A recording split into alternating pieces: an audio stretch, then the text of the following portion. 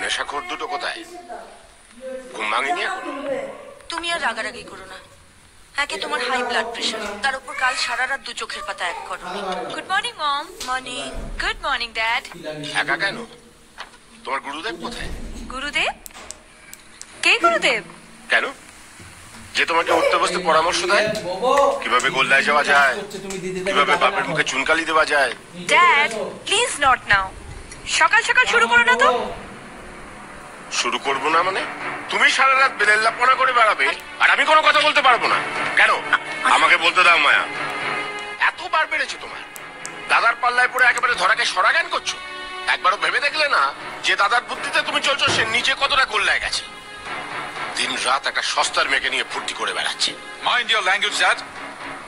সস্তার মেয়ে কাকে বলছো তুমি? সে বিদেশি নেই যে তোমার সঙ্গে ঘনিষ্ঠতে একটু সংকোচ বোধ করে না। তুমি কিন্তু সীমা ছাড়িয়ে যাচ্ছ ড্যাড। শুনে রাখো, লিজাকে আমি ভালোবাসি আর ওকেই আমি বিয়ে করব। বিয়ে করবে?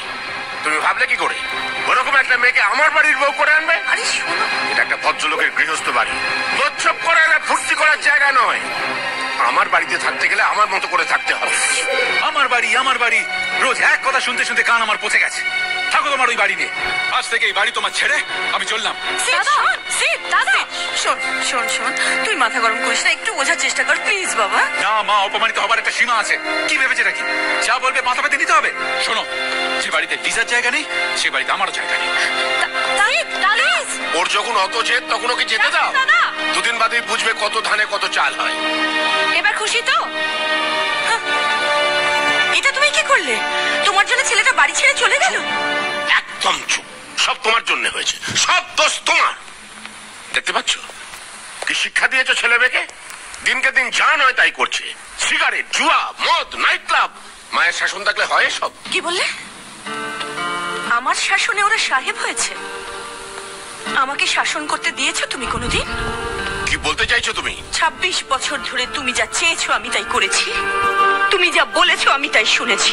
আজ আমি বলবো, তুমি শুনবে। মনে পড়ে তোমার আসানসোলে যেদিন আমাকে প্রথম দেখতে গিয়েছিলে, কি বলেছিলে? লাজুক ঘরোয়া মেয়ে তোমার পছন্দ। শাঁখ বাজিয়ে যেদিন আমাকে ঘরে তুললে, সেদিন আমি তোমার ঘরের লক্ষ্মী। কি প্রশংসা তখন! মায়ার হাতের যা রান্না, যেন অন্নপূর্ণার প্রসাদ। ও যেভাবে সংসার চালায় যেন দুর্গা ঠাকুর। তারপর যেই লন্ডনে এলে অমনি সমস্ত কিছু বদলে গেল। মেম সাহেবদের পাশে আমাকে গেঁয়ো ভূত বলে মনে হলো তোমার। আমার মুখে ইংরেজি শুনে লজ্জায় তোমার নাক কান কাটা গেল। বাধ্য হয়ে ইংরেজি জামা কাপড় পরা শিখলাম। হ্যালো হাউ আর ইউ বলতে শিখলাম। কেন? যাতে আমাকে সঙ্গে নিয়ে রাস্তায় বেরোতে তোমার লজ্জা না হয়।